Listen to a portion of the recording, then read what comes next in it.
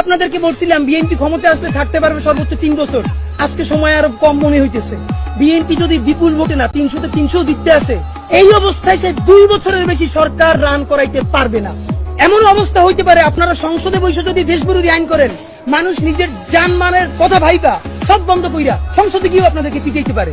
সুতরাং নির্বাচনের চেয়ে সেই ক্ষমতা কেমনে সুসংহত করবেন এইটা মনে রাখেন। কেন পারবেন না? হিসাব সোজা ভাই, মানুষের হাত খুলে গেছে। মানুষ মার খাইতে খাইতে এখন মার দিয়া শিখে গেছে। আপনি যত তারে একটা বাজে কথা বলবেন, আপনি 3টে বাজে কথা শুনবেন। আপনারা তখন যত ইংলিশে মব বলার চেষ্টা করেন, তাতে আপনারা টিকতে পারবেন না।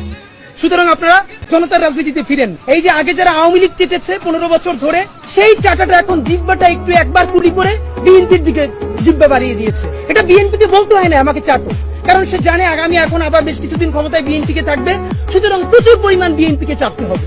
আপনারা নইলে আপনারা বলেন কোন নৈতিকতার দায়ে আপনারা, আমি 3 থেকে 4টা মিডিয়া হাউসের ভাইদের সাথে ইনফরমালি কথা বলে বোঝার চেষ্টা করছি যে ভাই সত্য করে বলেন, আপনারা কি এটা জানতেন না? ওনারা সঠিক উত্তর দিতে পারেন না। এর মানে হলো ওনারা জানতেন, কিন্তু ওনারা এত বড় ঝামেলায় যেতে চান নাই।